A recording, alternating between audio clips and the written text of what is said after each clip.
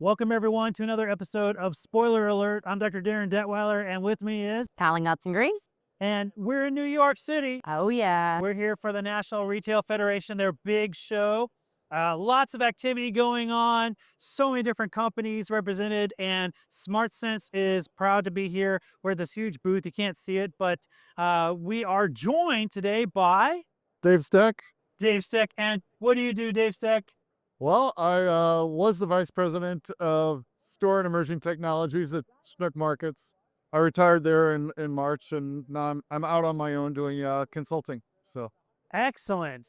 I would imagine you would consult on a range of topics within the retail spectrum. correct. I would love to talk to you today about how we could use technology to prevent wasted food.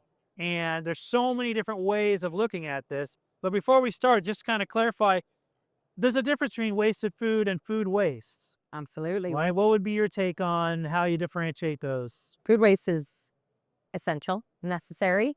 It's things that are like byproducts of food that you're never going to eat. You know, that poison, that's in that poisonous fish that you can't eat. And then wasted food is food that could be put to a better use case. Whether, it's not always ingestion either. Like it can be reused, in the environment, things like that. But wasted food is food that basically goes in the garbage or isn't used for its full potential. That's what I think. And I think there's so many different dimensions you could look at in terms of the negative aspects of wasting food. But I would imagine that in your capacities, the idea of let's prevent it from being wasted in the first place is kind of a mindset you've shared. Yeah, I mean, from a grocery perspective, it's shrink is one of the biggest things that's a controllable thing from a grocery retailer is to reduce the amount of food waste you have. And so, how do you go about doing that? There's a multitude of things.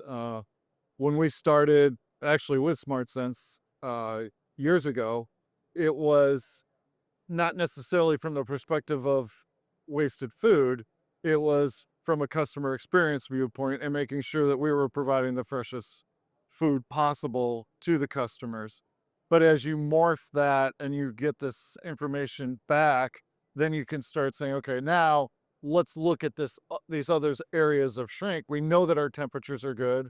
We know that we're monitoring this, but why are we still pitching product? And that's when you start to morph what the information is that you're getting back from Well, what are SmartSense. some of the causes for having to pitch food?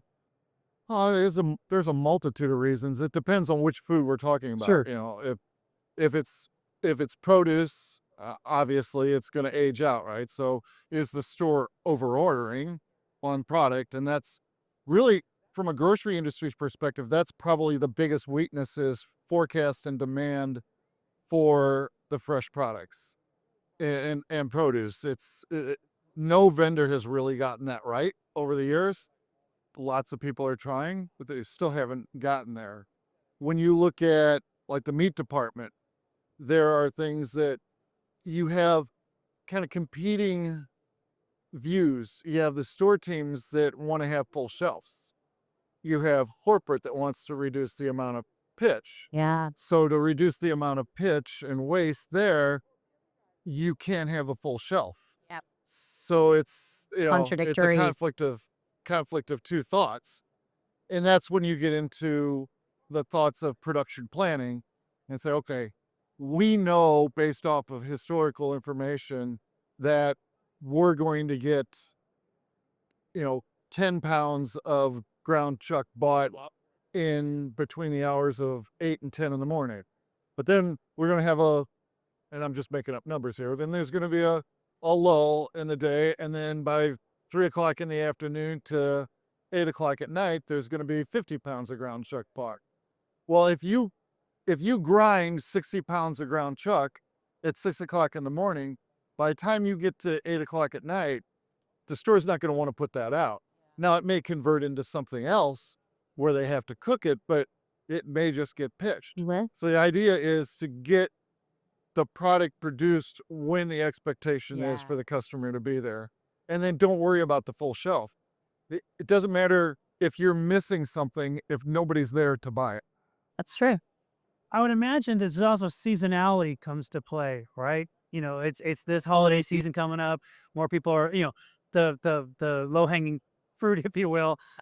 More people are probably going to buy a turkey around Thanksgiving, right? Or or pumpkin pies or whatever it is, maybe candy around Halloween kind of a thing. And but then you have the after the holidays, you'll sell off, what you can, but it becomes a problem, like you're saying, with perishable foods because you can only keep them around for so long. Right. So if we have a better understanding of the consumer patterns, I would imagine, the history and the sales, that could help make that decision there. But at the same time, if we could prevent things outside of the customer impact, like for instance, we had a previous conversation talking about equipment failure. You can't keep things at a safe holding temperature, and now you're throwing out an entire refrigerator unit.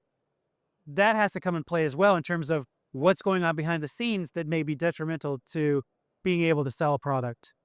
I think when you're talking about temperature ranges and keeping track of that, that's where SmartSense comes into play, so that you know where your case is at on a particular day. And it's not the old way of doing things. The old way of doing things was, I'm going to have my monitoring that's provided by the manufacturer or somebody else, and it's down on the coil and it's monitoring the temperature of the air coming out of the coil. That's not great, because you get 12 feet down the row, and now that temperature is something else. And if you're not monitoring at each individual door, then you don't really know what's going on in that case. And by the time you get 12 feet down, you could be out of temp, or somebody could have put an air dam in there somewhere, and now you're way under temp and you're freezing something too hard for it to be usable as well. And understanding those things is very important, as well as understanding case behavior. Yeah. And did is the case having an issue that nobody can see because the Danfoss system isn't telling you about it, or the CPC system isn't telling you about it? Now we're seeing a defrost cycle that's running much longer than it should. Well, why is that? And then that's when you can get people to come out and take a look and try to figure out what's going on with that case. Yeah, as you're saying that, I was remembering how I think around November, a grocery store by where I live, someone broke one of the glass doors where the milk is.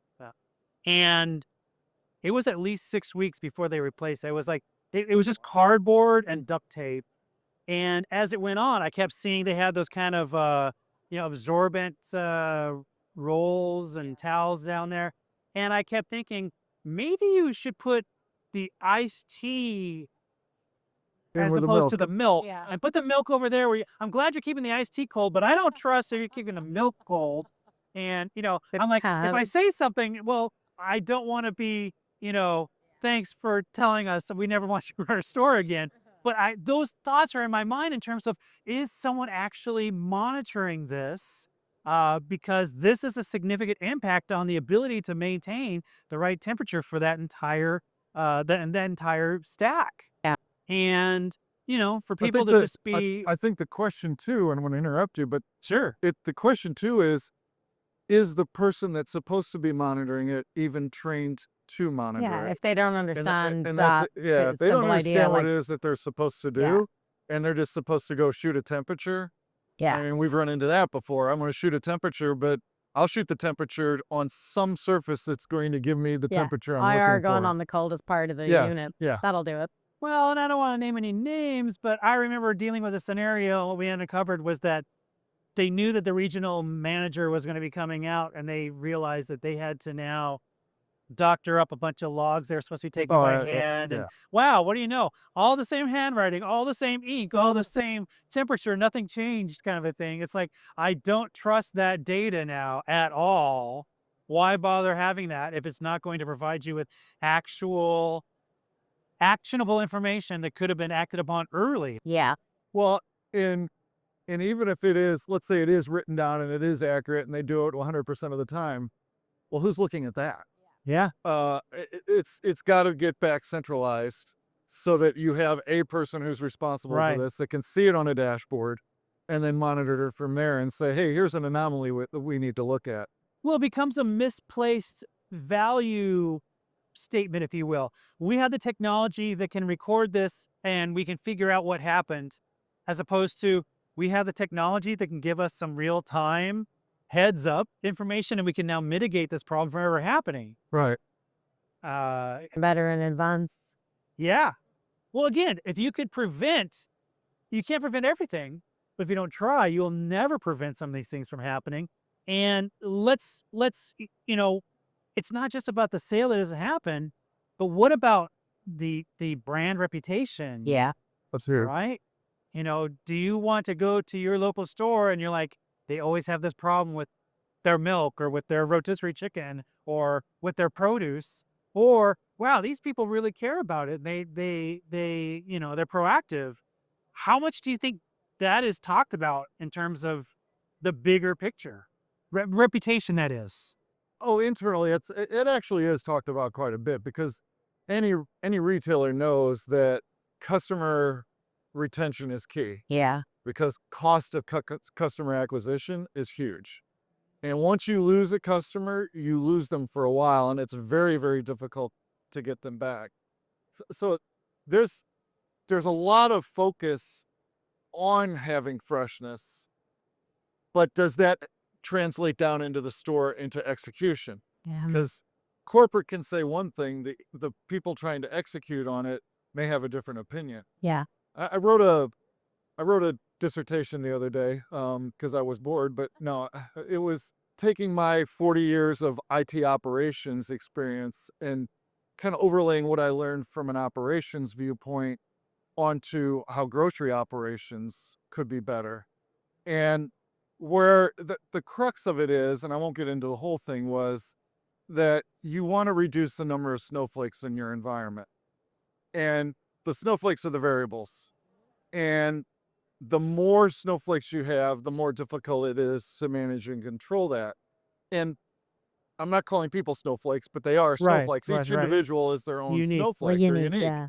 So I'm going to execute differently than you. You're going to execute differently than me. But when I put automation in place, now I gain this consistency. I remove variables. And the more variables you can remove from any math equation, the less complicated it is. And I think that's where, as you look at automation, that's what you need to be looking at. It is, okay, how am I improving myself as an operator by automating some of this? It's not about eliminating people's jobs. It's about enriching their job so they can do something else, because nobody likes to do the laser gun and shoot Yeah. it at the cases. They're just not gonna enjoy doing it. So we use the term automate the hate. They hate doing it, so automate it. Let them do something else. That's brilliant. So once you get that consistency, then your ability to review and see what's going on is much better as well, because you'll be able to say, okay, now I can really make sense of this data.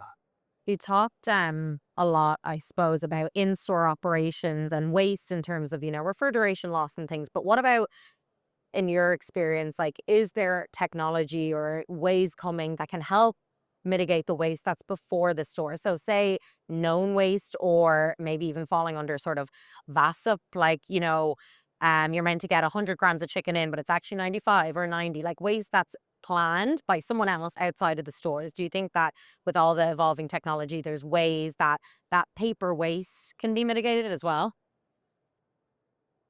Explain that a little bit more. So as in almost not necessarily food fraud, but what would you call it? Like Well, it's like deception. economically motivated Yeah. deception. Yeah, exactly. So you think you're paying for 100 chicken breasts, but actually when the box is unpacked, it's 68 or 98 or something slight, that sort of waste that then falls to you guys. Because at the end of the day, if you're looking simply at, oh, we sold 18, so then we must have thrown away 82, that sort of thing, that maybe is it falling to the retailers? Like, do you absorb that yourselves, or do you account for that, kind of along the way? So you'll get some of that through the receiving process to know if you're being shorted. I think the big thing is when you get into primals, if you're doing your own grinds, your own meat cutting, is to understand we expect the primals that you're providing to us to have 90% usable product on it. The rest is 10% that goes wherever, whether it's waste or becomes sold as, something for people to make soup out of or whatever. And there are measures, there are technologies in place that says I am getting this much out of my primals, that you can go back to your provider and say that primal's not meeting our standards. I'm not an expert on that, but I do know that is in place. I want to come back. You were talking about the cost of customer acquisition. In your current capacity as a consultant, maybe you're working with people with far less experience in the industry than you have. If someone said, I can't be focusing on preventing wasted food right now, food waste is here on my list. I have to be focusing on customer acquisition. Do you often find yourself saying they're not necessarily, Mutually exclusive? yeah, Yeah. how do you communicate that?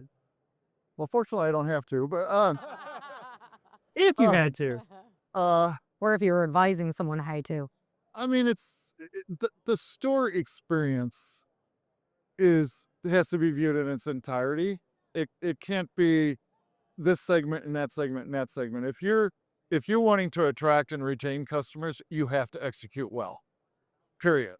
So that is part of your acquisition cost is making sure that you're constantly executing well in the store. Yeah, I never really thought about the idea of the cost of customer acquisition. I just go to the same grocery store all the time, and Yeah, but if your shopping experience it declines at that grocery store because the product isn't as fresh as you want it, or they don't have it in stock, then you're gonna say, okay, let me try someplace else. Now, if you're going to someplace else that is executing well, you're probably going to stick there and you won't go back. yeah, yeah. I have to admit, have you ever gone to like a really downtown grocery store, and it's so condensed and compact? You're like, I don't like this. It's a Or different. I it's don't know not a where. real grocery store, in my opinion. Yeah, You can't get a cart around, yeah, yeah. You can't even get the cart Yeah, around, kind yeah, of thing. But you're frustrated. It's not just because things are in different places, yeah. because it's so confining or whatever. I know that it's like I don't like that experience. I'm gonna go Go to a where I large, like yeah. this. I like how they do their produce, or I like their customer service, and there's just a lot of variables. There's probably like role reversal as well. People that go into the big mega stores, they're like, this is too much. I don't need this. Sure. Let me get like a little condensed one in downtown, like grab everything in 5 minutes and I'm out. There's too Definitely. many Preferences. choices. Exactly. There's too Exactly. many I need options. store brand only. Let's go.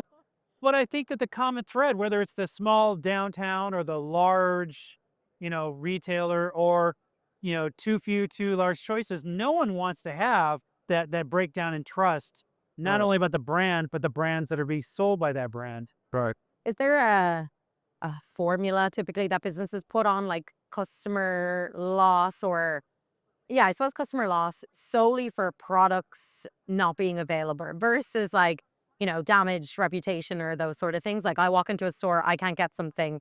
Um, the weight of that compared to, I don't know, a poor experience, I guess. So there are measures. Where I came from, yes, definitely. We use Net Promoter Score, and it was based off of survey responses that when the customers left and they had the receipt. Yeah, obviously you're not going to get everybody to respond to that, and normally it's the people that are negative that Of want to tell course. you something, but you still get positive, right? And there are specific measures on, what are we interested in? Product availability, product freshness, checkout experience, and all that. They're all graphed on themselves, and then you get your NPS.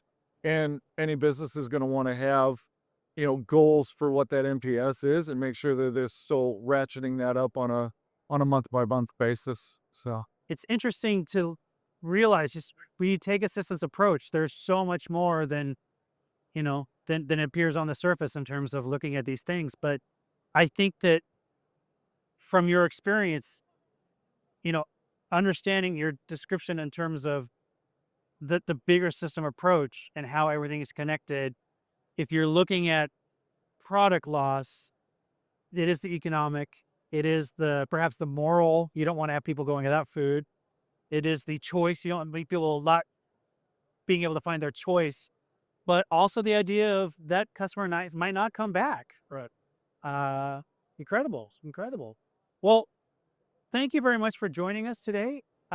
You know, I love having these conversations because I know there's other people that have similar insights, but also they have questions that we just don't talk about enough. Yeah. And thank you for sharing with us today. Thank you. Thanks, Dave. Thank you. Thanks. All right, from spoiler alert, thank you very much.